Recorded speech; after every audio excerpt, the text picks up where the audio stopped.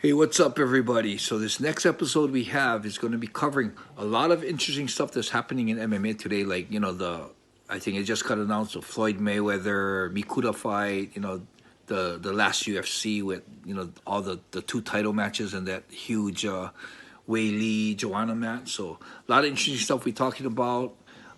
Don't miss it. Check it out. And hope you guys enjoy. Right on.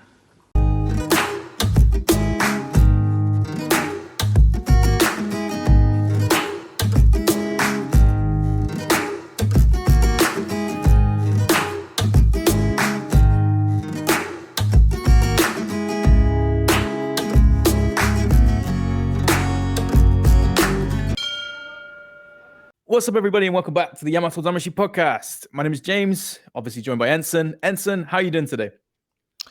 Super good. Just finished a workout. I'm on my I do a monthly 2-day fast. So today's the first day of the 2-day fast for this month.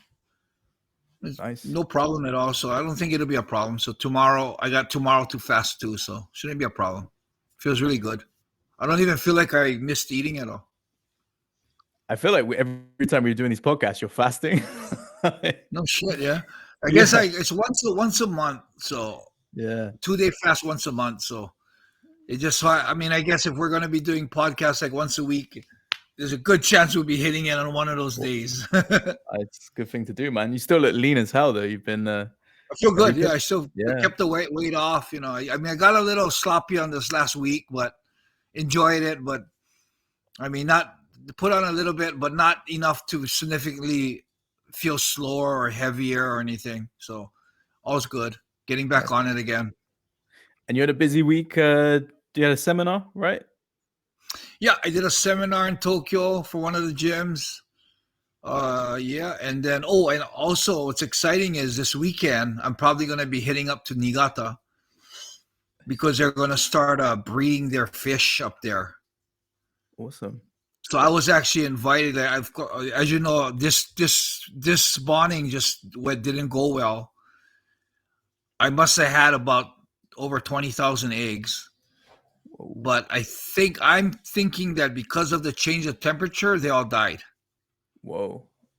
Yeah, so that fell apart. So they're gonna do so obviously they're spawning this weekend. Mm-hmm. So I might have did mine a little too early where the temperature still has fluctuating. So I'm lucky to be invited up there. So I'm gonna go up there and just check it out, watch them do it, see how they do it, and see what I can do to help. And learn in the process. So maybe next year I can get a successful spawning. Nice. This is the same place you went to before? Yeah, same place. Nice. Awesome. So today's episode, we thought we'd run down some of the latest news that's happening in the crazy world of MMA.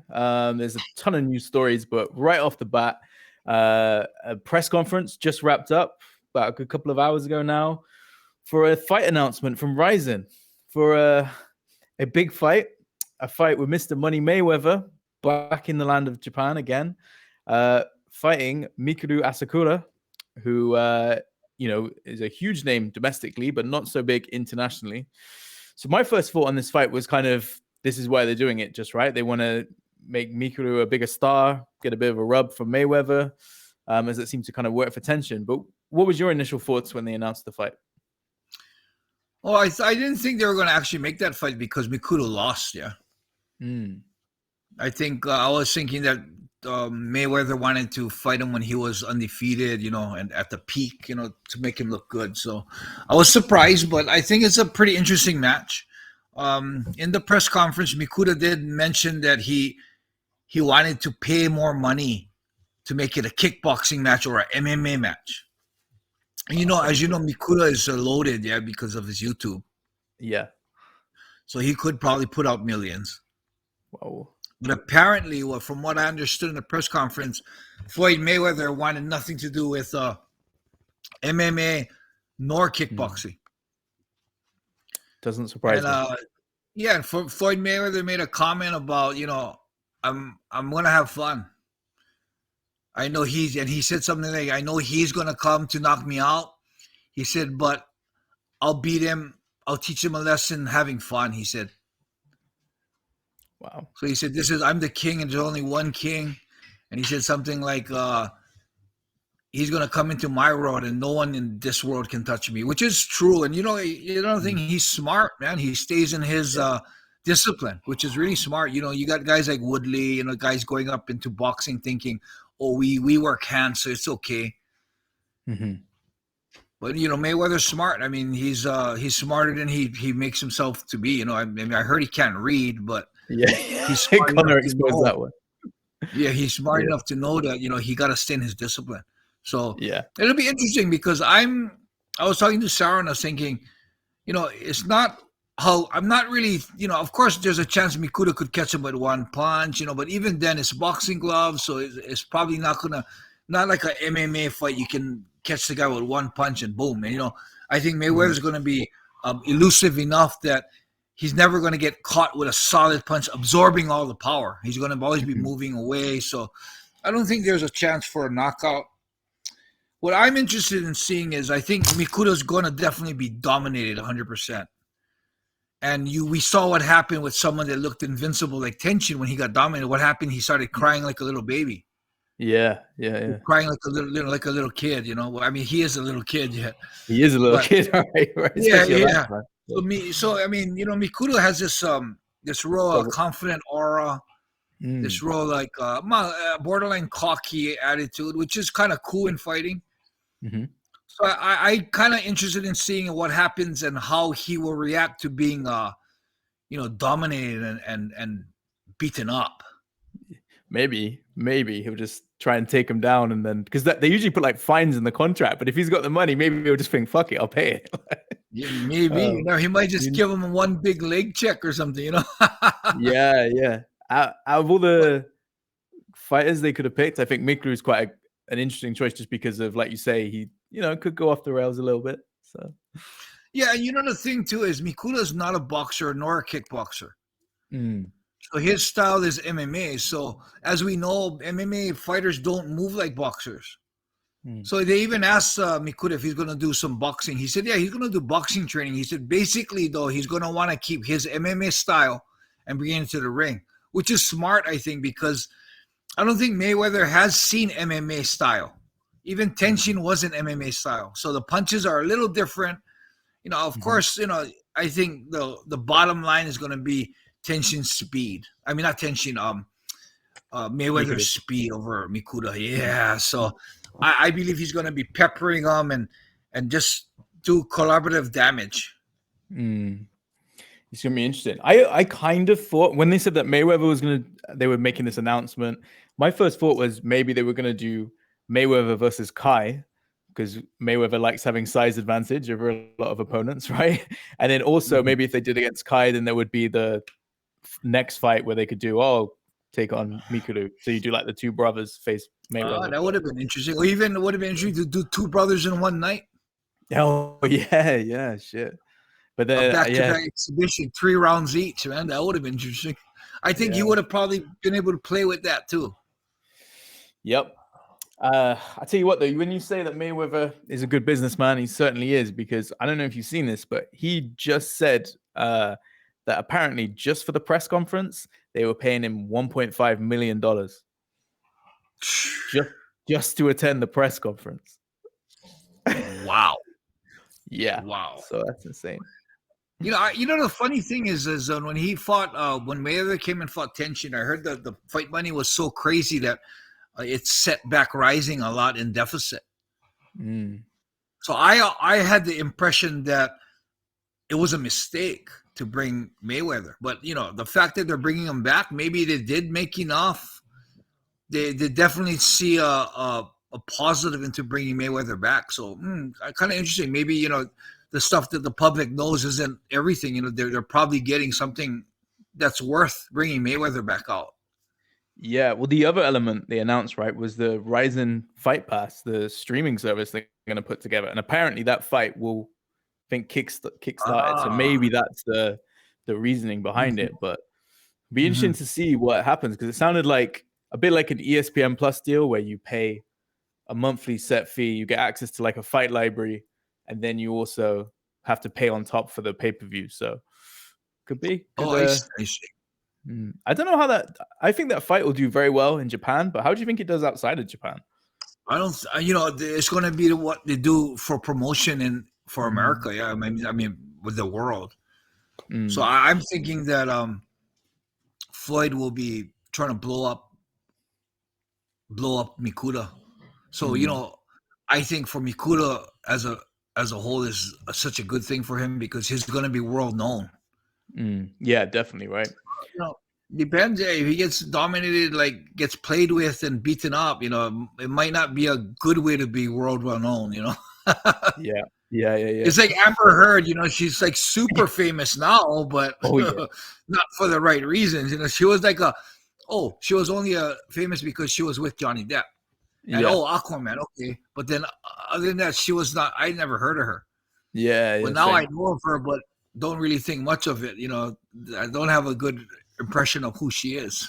Yeah, I'm right. And if you guys missed it, check out the previous episode we did because we talked all about that and just about liars in general, right? So yeah. So you mentioned obviously Mayweather Mayweather beat up Tenshin very badly a long time ago.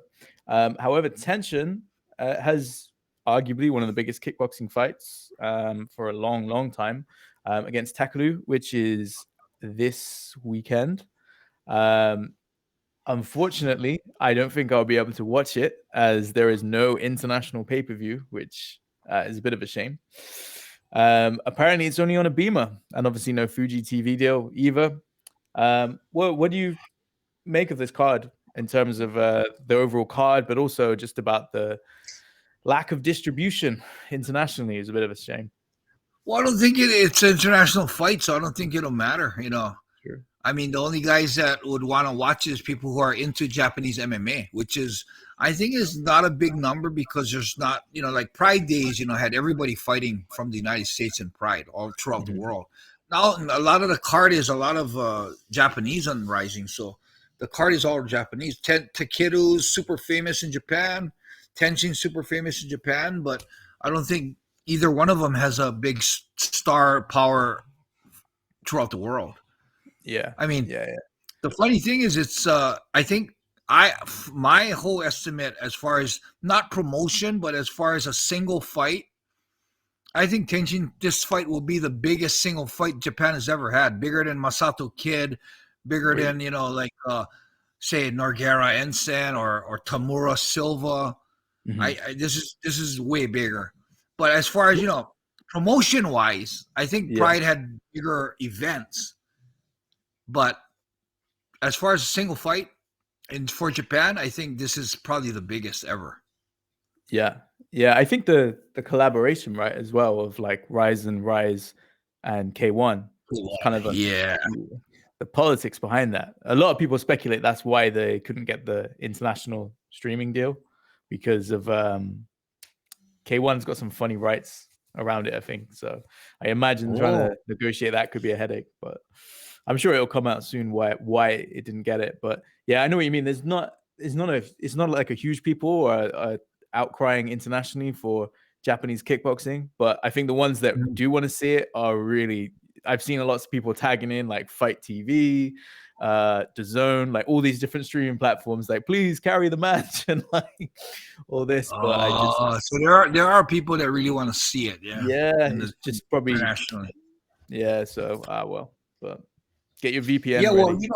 I really look forward to that fight, but the fact that I got a message today from the koi farms telling me that, they're going to be breeding on the weekend. Yeah. I canceled. I was supposed to have a dinner, with the Chinese guy, the Chinese leader. I was supposed to have dinner with him on Saturday, and I was supposed to, on Sunday, I was going to order the fight on Ameba, and then I was going to watch it here at home. And I was actually going to have a friend come over to watch it with me. But I just canceled the dinner, and I have to still message my friend to tell him that I'm not going to order the fight because I'm going to be in Niigata. So I guess, I really want to see the fight, but probably not as much as missing a breeding session and learning from the Niigata koi farms. Yeah. That's a hard thing to pass up, right? Especially when you're passionate about it. So. Oh, yeah, for sure. You can watch the replay as well, right? he'll be around. Yeah, I mean, you're gonna probably see it all over the place in a week. Yeah, indeed. No, it looks like an exciting card. I don't know enough about Japanese kickboxing, but there's definitely a lot of hype behind it. And obviously, those two have been, people wanted to see them fight for years, a bit like Pacquiao and Mayweather, right? So, yeah, it's going to be an interesting fight because I think Tenshin might be a little bit more accurate, and he has a big repertoire. And he has all these, the way he does so many different things. But I think Takeru, he's naturally a bigger fighter, heavier weight.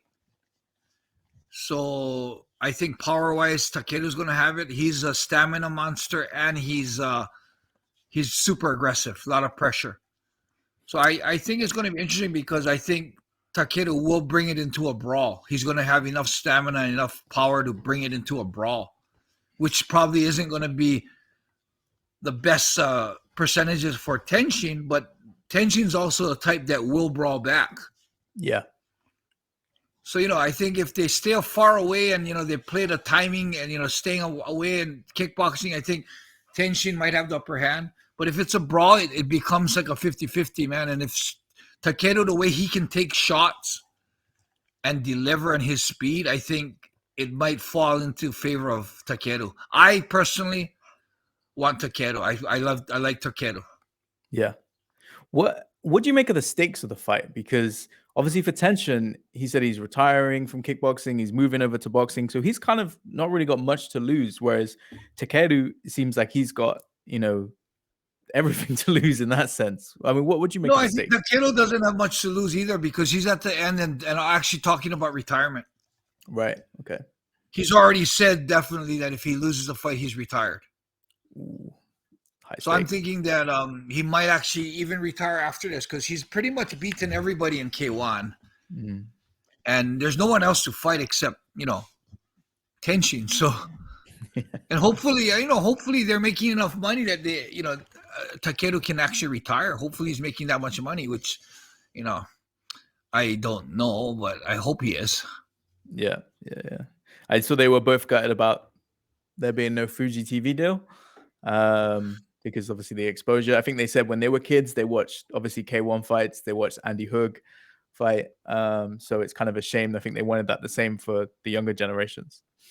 Yeah, Tenshin was really adamant about the fact that he wasn't doing it for the money. He was doing it because he wanted to inspire kids.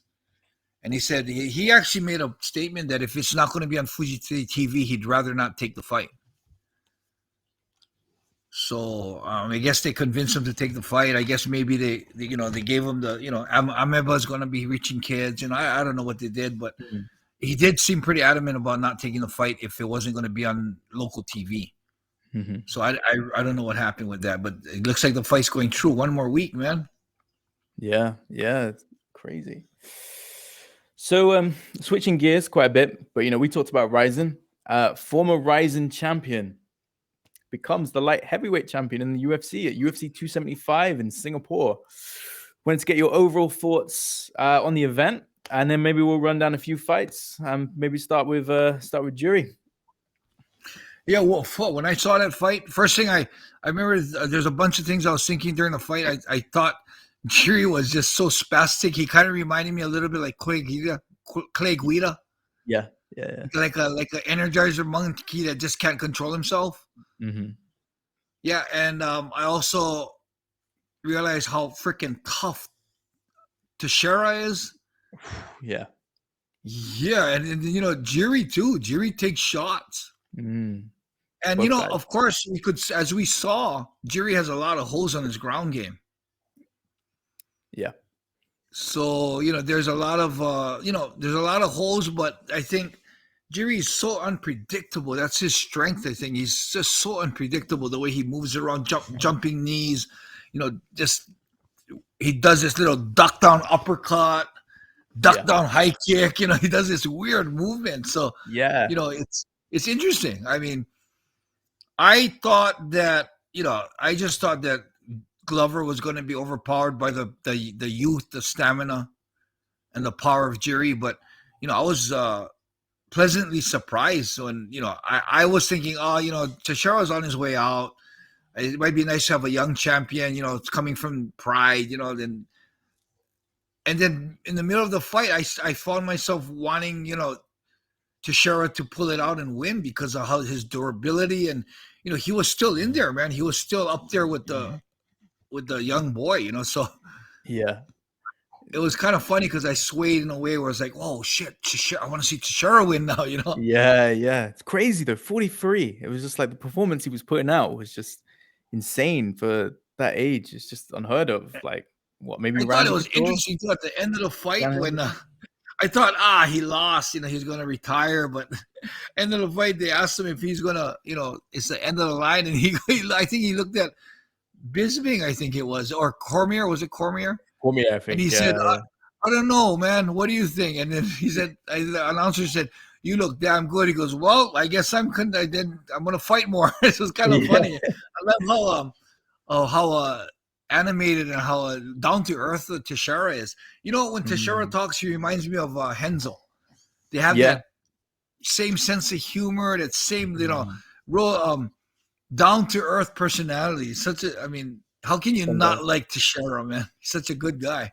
Yeah, he seems super likable, and it was such a crazy fight. When you say about Jiri's movements, I don't know if you saw it when he threw like a front kick, but like the way he threw it was just like out of nowhere. It was like, how did he get his leg that high without like, I don't know. It baffles my mind, some of the stuff he does. It's just, but yeah, it made me feel like, the light heavyweight division, it's kind of exciting again now, because for a while it's felt a little bit stale. Because you had, when John Jones became the champion, it was really fun. But then, because obviously with John Jones, he's such a talent that it's always, great to watch him fight. But after a while, he was kind of beating guys so convincingly, it got a little bit stale. And then you could see that he started to slip with like the Dominic Reyes fight.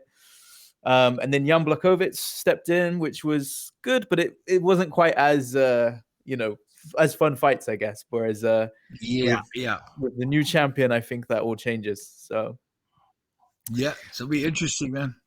Yeah, and so on that note, his next defense, what would you rather see? Would you rather see the rematch with Glover, which Glover was kind of sort of campaigning for, or would you rather see the big match in Europe with Polish Power, Jan Blachowicz, and Jiri? So Jan being the former champ before Glover. What do you think? I don't know. For some reason, just Jan is just such a quiet style that I don't know. Jan just doesn't excite me to hear him fight Jiri. Mm-hmm. And Glover did so well. I would actually personally want to see Glover have another chance. Because it was a close fight. I mean, It was close. He hurt Jiri. He took him down. He had him in good positions. And I think the submission came because Teixeira just got sloppy. Yeah, with the body shot as well, right? I think that I don't know what the scorecards are, but I had Teixeira winning. Same. Yeah, this without a doubt. If the round ended up where Teixeira laid on his back at the end like that, I still thought Teixeira did enough to win the decision. Yeah, definitely. With a fight that close, I would say there should be a rematch, but yeah, looks like they're going to go with Jan though, yeah. Yeah, well, I think it's because it's such a massive fight in Europe that it kind of makes sense to do. But at the same time, definitely you kind of almost want that rematch because Teixeira doesn't have that many fights left. So you kind of want to see that as well. So who knows? We'll see what the matchmaking looks like. But that was some really, really fun action. But yeah, I mean, and then as far as you could say crazy decisions. Valentina pulls out a decision win against Tyler Santos. Did you have Valentina winning that fight? I had Santos winning. Yeah, I thought Santos won for sure. I was shocked. I mean, there was there's too much ground control. I mean, every scrum on the ground, Santos ended up in the advantageous position. She had some chokes on. She got pretty close to getting a choke in. Valentina in the press conference said nothing surprised her and she was never worried, but no, she was worried. There was a couple of times it was wrapped around her chin and it was pretty close. Yeah. That if she could, somehow slide it in, if Santos did a little bit, I believe a little bit more adjusting on the chokes, not because she was doing just a basic sleeper choke from the back, instead of shorting it for a choke that's coming into the throat, changing up on those kind of things. Yeah, I think that it was a very dangerous situation for her, I believe, and I just thought that Santos just had put her in too much dangerous positions, and I just felt that Santos did more than enough to have won the fight. Yeah, I agree. I thought she won round 1, 2, and 3 for 100%. And you know what's interesting as well, right? There was the clash of heads, which would certainly made it harder for Santos. So if that clash of heads hadn't happened, I reckon that the decision definitely would have gone away. Or she may have finished her. So and what's kind of bummer for Santos is that Valentina is a type of fighter that's going to go to the books, watch the video, and she's going to come back so much better. Yeah, that girl is just incredible. She's going to come back so much better. So it's going to be that much harder for Santos to do the same thing. Of course, Santos can do the same thing and learn about what she made mistakes on. But I just feel like Valentina is such a workhorse that her improvement is going to be just remarkable when she comes back for the rematch. So, yeah. What surprised me, at the decision, Santos didn't feel like she. It didn't seem like she. I was surprised that she kind of was like almost like she thought she didn't win either. I thought she was going to be more.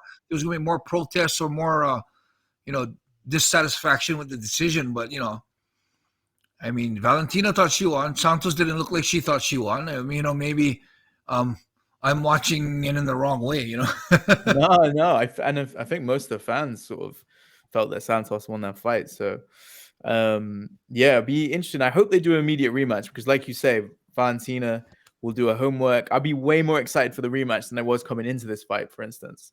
So I think, that's when they should definitely do an immediate rematch. I think. Yeah, I think so for sure, man. Yeah.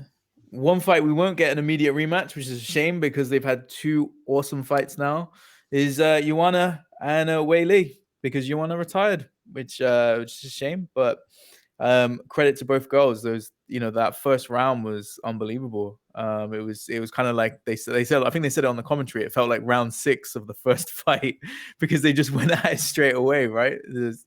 Grappling exchanges, the stand-up, it was really fun. But what your impressions of the fight?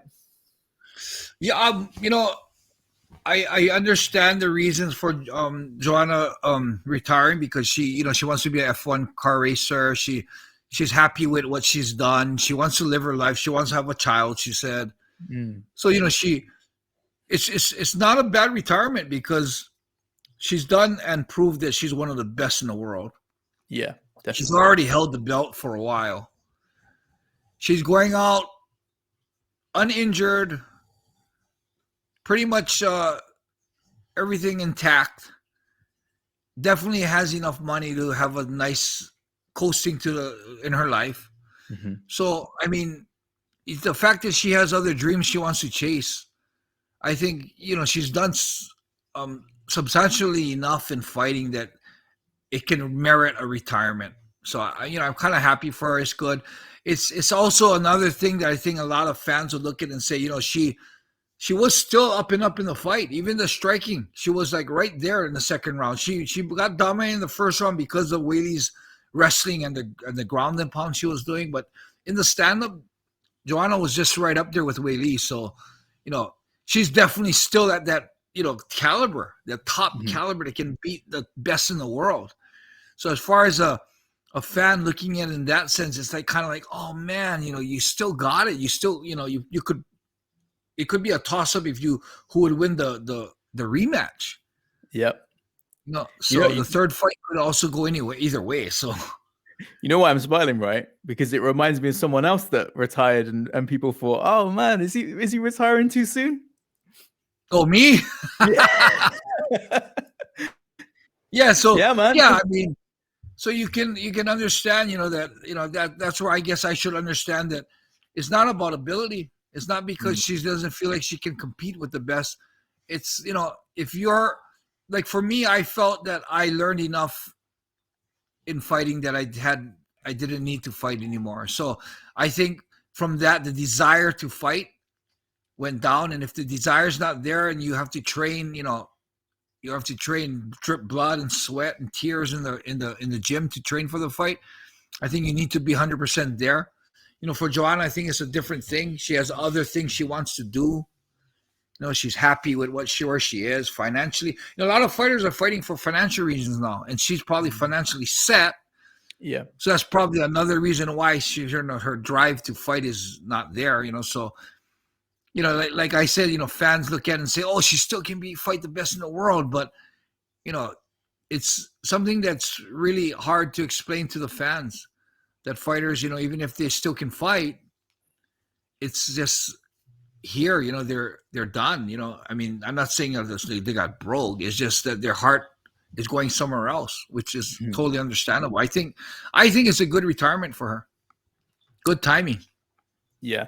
As you say, she's got so many different avenues. I've seen on her social media all the other stuff that she's got going on. She's super famous in Poland, right? She's really, really like I think a bit of a celebrity over there. And yeah, she always seemed, do a lot of charity work as well. I always saw clips of her in children's hospitals and stuff like that. So yeah, congrats to her on a hell of a career. Like you say, she was one of my all-time favorites as well in the women's strawweight division. Definitely, it doesn't feel that long ago when she pretty much massacred CARLA Esparza and won that belt, and then went on that sort of reign of terror for quite a long time. So yeah.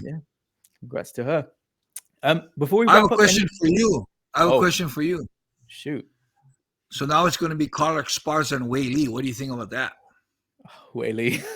I don't mean to be like a dick about it, but it's just hard when you compare the performances, right? Like Wei Li looks so good rematching Joanna, where you could see that she looks super strong, super tough. Her striking looked really good. Obviously, she knocked Joanna out with a back fist, and you think Joanna's got quite a good chin. But CARLA is kind of everyone's kind of looking at the last fight, right? And that last fight was ugly with Rose. So boring. Yeah, I don't know. What do you take? I mean, well, I just straight up, I think that Wei Li's just too much for CARLA. But with CARLA's style, where her wrestling is so good, and because her striking isn't that good, she has so much better timing on the takedowns to get away from the striking. True. Styles make fights, and it might not be the greatest fight again, but I mean, there's a good chance that she could close the distance, get the takedowns, and hold and control position, and it could be a win of not a submission or a beating, but it could be a win on where she just frustrates Wei Li and controls, has the most control time on the ground. So there's a chance, but the big thing now is that Wei Li's working with Cejudo. Yeah, so that think you got. I think Cejudo with Wei Li's strength. Yeah, she's so strong. With Cejudo's knowledge, like I said, like I always tell the people that are coming from standing to learn the ground, there's two different grounds. If you're trying to learn the ground to fight a grappling match, then that's going to take a lot more time than if you're just learning ground to avoid the ground. Learning ground to get back on your feet. If you're learning ground to fight a jiu-jitsu guy in a jiu-jitsu match, that's a whole different story. If you're learning enough ground just to stay away from the ground, you can do it. So, like the same thing with Wei Li, so if she's going to try and wrestle CARLA in a wrestling match, that's a whole different story.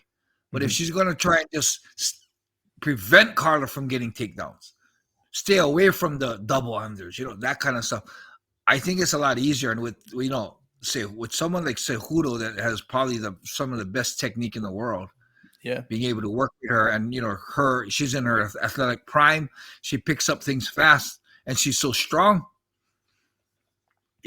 if that could be a horrible night for Carla if Weili works on her wrestling defense and stays standing. Because as far as striking punch for punch, I don't think Carla can stand toe to toe with Weili. Yeah, it's definitely the toughest fight for Carla in that division, I think. Yeah, for sure. Yeah, like you say, it was just interesting just because how strong she looked in the Joanna fight. But then Joanna is a different build compared to Carla, right? Carla's like completely different build in human beings. And like the strength is her, that's what she uses for the takedown. So it's kind of interesting to see how that plays out. But yeah, you know, like they say, when you're striking with a striker, you can just strike. But when you got to strike and worry about a takedown, it changes your striking because you can't be a normal striker anymore because you got to watch for the takedown. So, that could actually come into play also. So, interesting.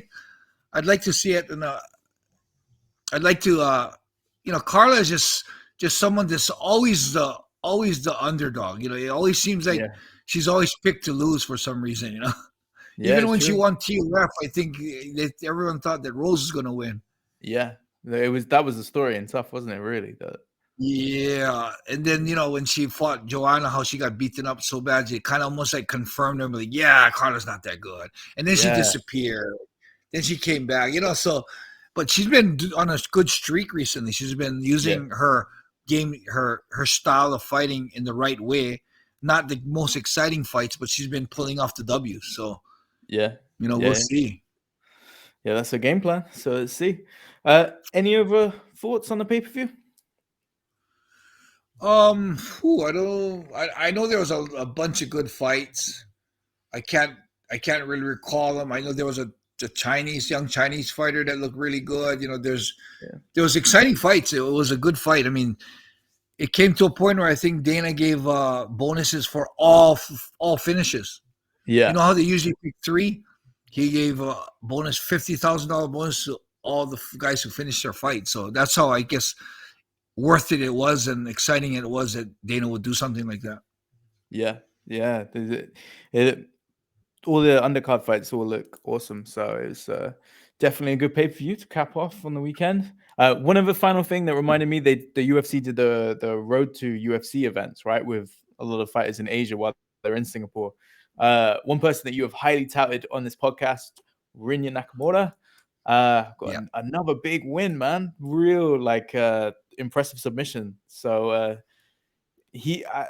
is he, you think, could be the hot Japanese prospect for the UFC? 100%. He's not only has the ability in his wrestling, he picks up his striking very well.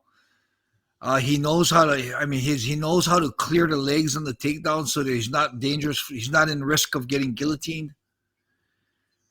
And the thing with that kid is when he faces adversity, it's not going to slow him down. It actually might make him tougher. So you got these guys that let's see what happens when they get pushed to the brink. But RINYA is not going to break. You can't break RINYA. He's going to be stronger. So. It's going to be super exciting. I think the tougher fights he gets, the more he's going to perform. Yeah. And he's still a puppy. And he seemed like he's going to get better. He could speak quite good English as well, right? So yeah, I was surprised. I didn't know that. I guess he's traveled the world to do wrestling. So I think he's probably learned the English language pretty well. It was pretty good. Yeah. So he could be the next big Japanese star for the UFC. So I think he will be. If I had to put money on or say that there's anyone in Japan that's going to be the next big star, it'll probably be him. There's another kid in Shuto that's coming up that looks really good. It's Yamato. Yeah. Nishikawa. Yeah, he's looking good. I just went and watched his fight in Sapporo. He looks super good. The only thing I see with him is he's not fighting in his proper weight class. His father's making him gain weight to go into the heavier weight class, but he's not gaining the right type of weight. He's gaining any kind of weight.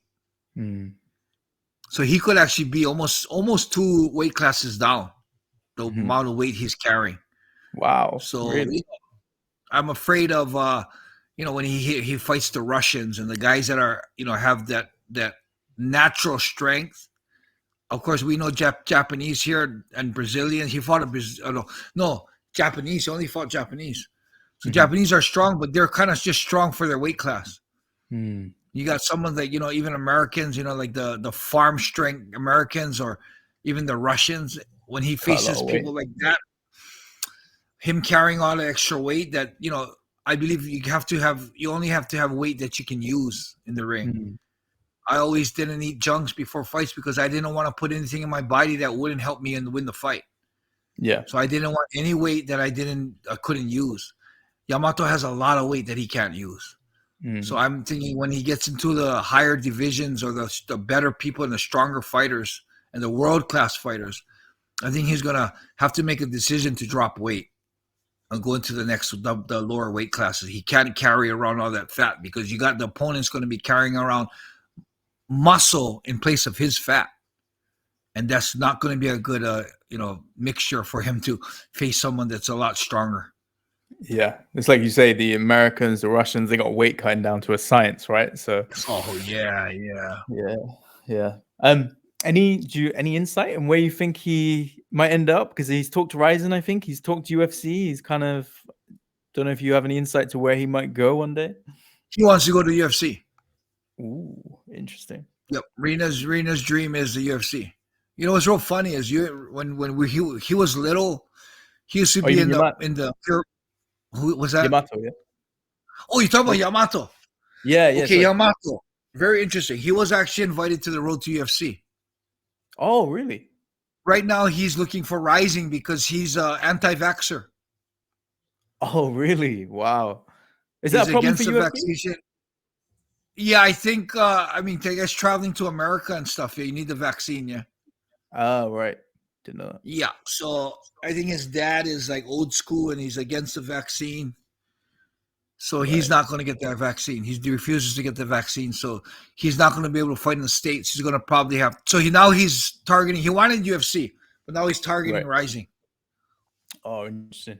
And sorry, you were saying about RINYA? RINYA, definitely UFC. Right. RINYA, interesting. When he was little, he used to train at our gym for the kids wrestling. So he was around me. He was around, Carlos Newton, all the fighters that came through Shuto. He was around us. He even said in a lot of his interviews that when he was wrestling, it was never about wrestling. It was always about what he can learn to bring to MMA. His dream from day one, while he was wrestling, was to be an MMA fighter. Wow, that's cool. Yeah, he was supposed to fight in the Olympics. But as soon as the Olympics was postponed a year, he didn't want to wait, and he decided to just start his MMA career already. So it's like, whoa, you should have waited one more year and do that Olympic dream. But when you're telling someone that his main dream was actually MMA, the Olympics isn't that big a thing. He wants to start his MMA career. So kind of interesting. And you know what's real interesting is, 2 days before his fight in the road to UFC, he messaged me and he said after his next fight, he said, "Can you watch my training? Can you help me with the training?" Awesome. Yeah. So he told me at least once, "Can you watch my training?" And I always had to open doors to him because his father is the one who created Shuto. Wow. His father is the one who opened up the Purebred Omiya gym with Sayama Satoru. Yeah. And his father was the one who was going to close down the gym, and I offered to take it over, and he let me take it over. Yeah. I remember you writing in your book. Done a lot.